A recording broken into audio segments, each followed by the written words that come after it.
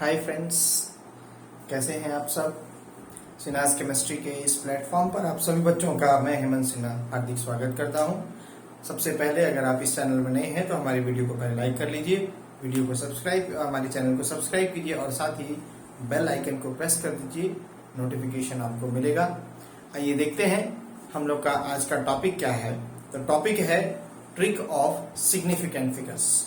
आज के इस लेक्चर में हम आपको केमिस्ट्री का एक सबसे इंपॉर्टेंट टॉपिक पढ़ा रहे हैं और वो है सिग्निफिकेंट फिगर्स। प्यारे बच्चों, देखते हैं हम लोग को इस सिग्निफिकेंट फिगर्स के थ्रू में हम लोग यहाँ से किस तरह के क्वेश्चंस को सॉल्व कर सकते हैं, क्योंकि आपको एक क्वेश्चन जो है सिग्निफिकेंट फिगर्स का आईआईटी या फिर नीट आप जिस भी चीज के लिए प्रिपेयर कर रहे हैं वहां पर एक क्वेश्चन 4 मार्क्स का मिलता ही मिलता है। तो आइए हम लोग शुरुआत करते हैं अपने वीडियो का, ज्यादा टाइम वेस्ट नहीं करते हैं आपका। आइए देखते हैं। तो सिग्निफिकेंट फिगर्स में सबसे पहले हम लोग कुछ रूल्स जान लेते हैं, कुछ चीजें को समझ लेते हैं। देखो सिग्निफिकेंट फिगर्स क्या होता है। तो देखो कोई भी एक नंबर दिया हुआ है, एक नंबर पूरा एक हमको बड़ा सा एक नंबर लिखा, मान लो हमने लिखा 11.23, ऐसा एक नंबर लिखा हमने 11.23। तो जो 11.2 है यह मेरा कहलाएगा सर्टेन डिजिट। यह कैसा कहलाएगा? सर्टेन डिजिट कहलाएगा। लेकिन जो 3 है उसको हम कहते हैं डाउटफुल डिजिट। 3 को हम क्या कहते हैं? डाउटफुल डिजिट कहते हैं। ठीक है, 11.2 मेरा हो गया सर्टेन डिजिट और 3 जो है वो मेरा है डाउटफुल डिजिट। अब जो सर्टेन डिजिट्स हैं और डाउटफुल डिजिट्स हैं, इन दोनों को अगर हम मिला दें तो इसे हम कहते हैं सिग्निफिकेंट फिगर्स। यानी total significant figure in this number is equal to 4। 4 significant certain plus doubtful मिलाकर, है ना। यही मेरा सिग्निफिकेंट फिगर्स होता है बच्चों। अब हम लोग इसका रूल सीख लेते हैं, देखते हैं ये क्या बताता है।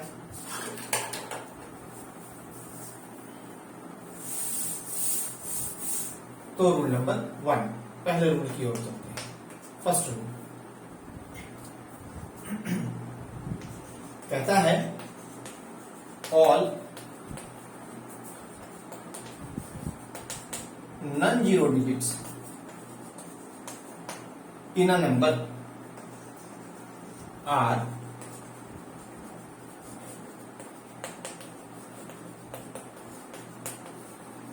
Always significant.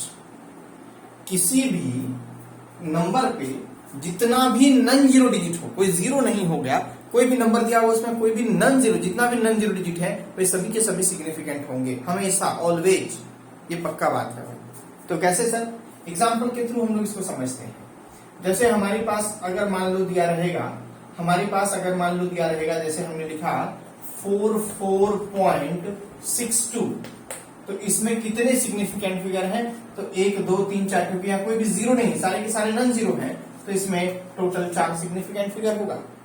अगर हमने लिखा 8.275, तो यहाँ पर टोटल 4 सिग्निफिकेंट फिगर है, एंड सो ऑन। इस तरह से हम लोग लिखते हैं। ये रूल 1 समझ में आ गया। रूल 2 पर आते हैं। ये कहता है, रूल 2 कहता है द जीरोस बिटवीन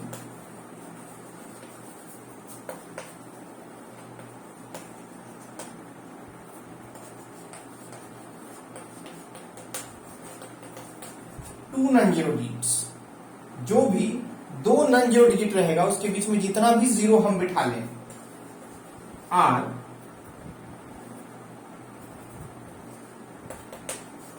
सिग्निफिकेंट। इसे भी हम सिग्निफिकेंट में गिनेंगे। ठीक है, क्या? जितने भी जीरो होंगे, 2 नॉन जीरो के बीच जितना भी जीरो बिठा लो, सारे जीरो सिग्निफिकेंट फिगर्स में काउंट किए जाएंगे। जैसे कि हमने लिखा एक एग्जांपल, मान लो 8008, तो इसमें देखो यहाँ 2 जीरो है, लेकिन इधर मेरा 2 नॉन जीरो के बीच में जितना जीरो बिठा लें तो वो सब सिग्निफिकेंट होंगे, यानी टोटल सिग्निफिकेंट फिगर की संख्या होगी 4। अगर हमने लिखा 8.0304, तो अब बताएं, तो ये जीरो भी काउंट हो जाएगा, टोटल हो गया इसमें 5। तो इस तरह का क्वेश्चन आपके लिए आसान होगा, बहुत ही सिंपल, राइट। ओके, उतार लो। अब हम लोग आगे बढ़ते हैं। हो गया, हो गया, हटा दें।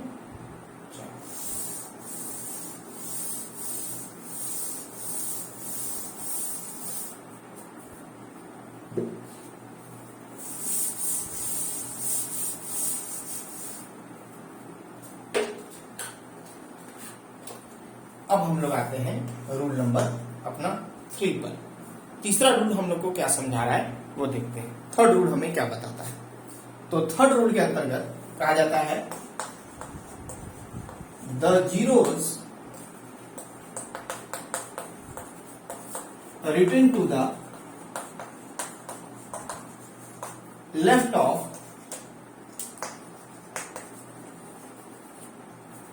Non zero digit in a number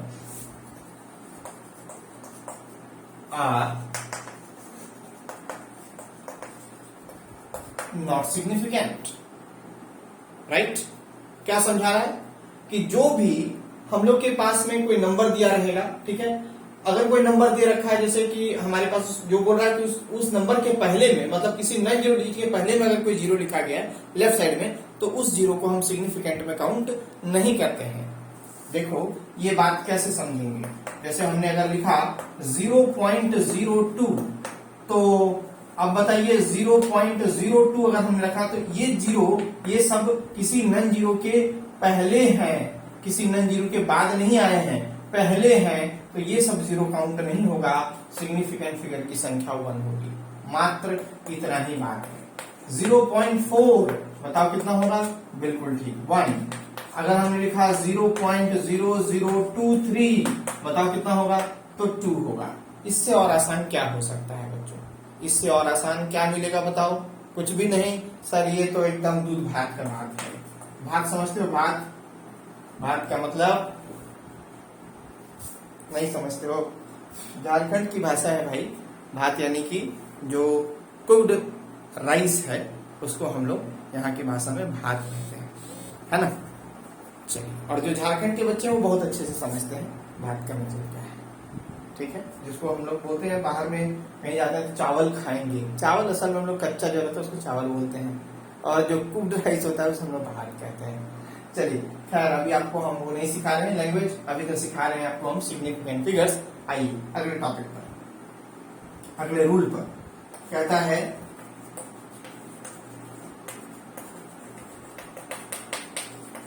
the zeros written to the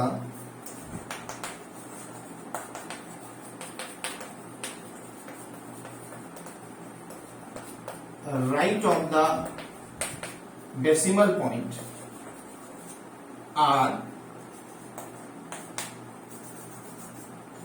significant, गलती से नॉट लिखा गया था, आर सिग्निफिकेंट। जो भी जीरोस डेसिमल पॉइंट के, यानी कि डेसिमल पॉइंट के बाद कहने का मतलब है आप समझ लें कि जो नॉन जीरो डिजिट है उसके बाद अगर रहेगा तो उसको हम लोग काउंट करेंगे, है ना? ये डेसिमल पॉइंट होने का मतलब और करके हम आपको यहां बता देते हैं, और to the right of non zero digit, right of the non zero digit. अगर किसी नॉन जीरो डिजिट के दाहिनी तरफ में कोई जीरो है तो उसको हम सिग्निफिकेंट फिगर में काउंट करेंगे प्यारे बच्चों। एग्जाम्पल के लिए 5.0, तो ये जीरो काउंट होगा क्योंकि नॉन जीरो के बाद आया है, तो इसका आंसर 2 होगा। एक और सवाल बता देते हैं 50.0, तो ये जीरो काउंट होना ही है, तो ये भी काउंट होगा ही होगा क्योंकि बाद में है, नॉन जीरो के बाद में है, तो इसका आंसर 3 होगा। बोलो समझ में आया? सिग्निफिकेंट फिगर्स एकदम क्लियर है? किसी को कोई दिक्कत, कोई परेशानी? उम्मीद तो नहीं है कि ऐसा कुछ होगा। अब हम आपको सिखाएंगे इसका क्वेश्चन जो आईआईटी और नीट में पूछता है। चलिए, अगर आप वीडियो के साथ बने हुए हैं तो अब आपका ये परेशानी जो है आज के बाद जड़ से खत्म।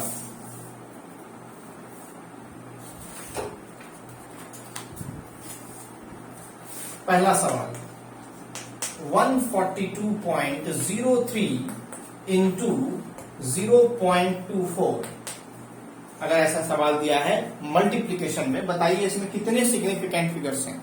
तो देखो प्यारे बच्चों, इसका ट्रिक यह है कि जो इन नंबर्स में सबसे लिस्ट सिग्निफिकेंट रखेगा, नंबर्स में, डिजिट नहीं, नंबर्स में, ये पूरा का पूरा एक नंबर है, ये पूरा का पूरा एक नंबर है। तो किसी नंबर में जो लिस्ट मतलब कम, सबसे कम, जो सबसे कम सिग्निफिकेंट रखेगा वही इसका आंसर बनेगा। इसमें सिग्निफिकेंट फिगर की संख्या 5 है, इसमें संख्या 2 है, आंसर 2 होगा। 2 हो गया। आसान है, बहुत ही आसान है ना। चलिए, अच्छा लगे वीडियो को प्लीज लाइक जरूर करना बच्चों। 51.028 इंटू 1.31, बताओ इसमें कितना सिग्निफिकेंट? 5। इसमें कितना सिग्निफिकेंट? 3। आंसर क्या लिखना चाहिए? अरे वाह, बहुत अच्छा, सब बच्चा को सीख गया। चलो अगला सवाल। 0.90 बाय 4.26, क्या लगता है क्या आंसर होगा? इसकी संख्या कम है, 2 या 3 है, आंसर होगा 2। देख रहे हो ना, मल्टीप्लीकेशन हो, डिवीजन हो, सब में काम आसान है। खाली याद रखना, अगर होल नंबर हुआ तो होल नंबर में जो अगर लिस्ट डिजिट हुआ तो उसको काउंट नहीं करते हैं। हमेशा जो डेसिमल में रहेगा उसी का लिस्ट डिजिट देखना है, होल नंबर वाले का लिस्ट डिजिट नहीं देखा जाता है, याद रखिएगा। 3.24, 0.0866 और 5.046 ऐसा कुछ दिया है। इसमें कितने सिग्निफिकेंट? 3, इसमें 3, यहाँ 4, तो लिस्ट सिग्निफिकेंट इन दोनों में है। तो वो जो बोले थे हम, जो लिस्ट सिग्निफिकेंट है वही इसका आंसर, तो वही इसका आंसर है। It will be 3। अगला सवाल। 4.28 इंटू 0.146 इंटू 3 डिवाइडेड बाय 0.0418। क्या कहा था हमने कि अब आप यहाँ लिस्ट सिग्निफिकेंट देखें तो ये एक ही है, लेकिन ये होल नंबर में हमने आपको कहा था होल नंबर वाले को लिस्ट वैल्यू में नहीं देखा जाता है, केवल जो डेसिमल है उसी को देखना है लिस्ट वैल्यू में। तो यहाँ देखो 3, यहाँ भी 3, यहाँ भी 3, तो इसका आंसर कितना? इसका आंसर 3। लिस्ट सिग्निफिकेंट फिगर हमेशा डेसिमल में देखना है, होल नंबर वाले में नहीं देखना है। अगर 3 के बदले 31 रहता, 32 रहता, तब भी वो होल नंबर होता, तब भी हम उसको नहीं देखेंगे। हमेशा डेसिमल में जो लिस्ट सिग्निफिकेंट है बस उसी को देखेंगे। बहुत ही आसान। अगर आपके मन में ऐसा सवाल है कि सर अगर मान लीजिए 2 ऐसा नंबर दे दिया जो आपके पास में कोई डेसिमल रखा ही नहीं है, तो प्यारे बच्चों पहले बात हम बता देते हैं, ऐसा क्वेश्चन नहीं आएगा। लेकिन अगर आया तो और आसान है, वो आपके लिए और आसान है। मान लो 3 इंटू 3 आ गया, 3 इंटू 3 क्या होता है? 9, तो एक सिग्निफिकेंट बच गया। 32 इंटू 35 कुछ ऐसा आ जाएगा, तो हम मल्टीप्लाई बने तुरंत देखेंगे, 2 2 4 नंबर का है तो उसका सिग्निफिकेंट 4 होगा। तो ये तो और आसान है हमारे लिए, बहुत ही ईजी होगा। उम्मीद करते हैं आपको वीडियो पसंद आएगा और आप मुझे मोटिवेट करते रहिएगा। हम आपको अगले दिन यानी कल फिर से हम मिलेंगे और नए ट्रिक्स के साथ, नए टॉपिक के साथ। तब तक जय हिंद, जय भारत।